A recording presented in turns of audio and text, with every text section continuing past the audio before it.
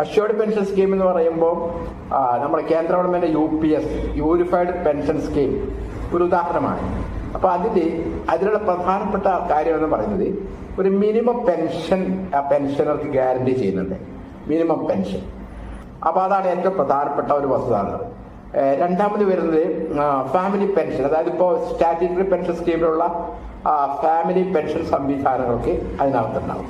അപ്പൊ അത് ഒരു സുരക്ഷിതത്വമാണ് കുടുംബത്തിന്.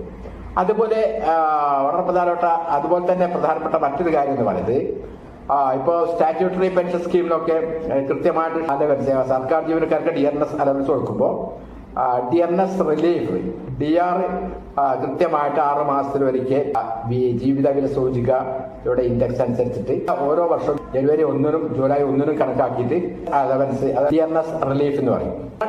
ആ രൂപത്തില് ഒരു കാലാകാലങ്ങളിൽ ഉണ്ടാവുന്ന ഇൻഫ്ലേഷൻ അനുസൃതമായിക്കൊണ്ടുള്ള ഒരു റിലീഫ്